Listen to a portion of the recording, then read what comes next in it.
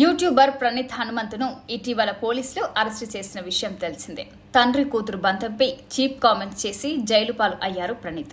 Social మీడియాలో తండ్రి కూతుర్ల relation పై అసభ్యతకరం comments చేశారు హనుమంతు. అతనిపై సామాన్యుల నుంచి సెలబ్రిటీల వరకు హనుమంతుపై ఫైర్ అయ్యారు. పెద్ద ఎత్తున విమర్శలు రావడంతో పోలీసులు రంగంలోకి దిగి అతన్ని అరెస్టు చేశారు. తాజాగా యూట్యూబర్ ప్రణీత్ హనుమంతుపై మరో కేసు నమోదైంది. ప్రణీత్ గంజాయి సేవించినట్లు మెడికల్ రిపోర్ట్ రావడంతో అతడిపై ఎన్డీపీఎస్ కింద కేసు పెట్టారు పోలీసులు. ప్రణీత్ ను 3 రోజుల కస్టడీ కోరుతూ పోలీసులు పిటిషన్ దాఖలు చేశారు. ఈ మేరకు ప్రణీత్ న్యాయవాదికి నోటీసులు జారీ చేసింది కోర్టు. తండ్రి కూతుర్ల బంధంపై యూట్యూబ్లో దారుణమైన కామెంట్స్ చేసిన ప్రణీత్ హనుమంత్ ప్రస్తుతం చెంచల్గూడ జైల్లో ఉన్నాడు. డార్క్ కామెడీ పేరుతో సోషల్ మీడియాలో విచ్చలవిడిగా పిచ్చి పిచ్చి కామెంట్స్ చేసిన హనుమంతుపై సర్వత్ర విమర్శలు వినిపిస్తున్నాయి. హద్దు దాటినని క్షమాపణలు కోరుతూ ఓ వీడియోను కూడా వదిలాడు ఇతగాడు.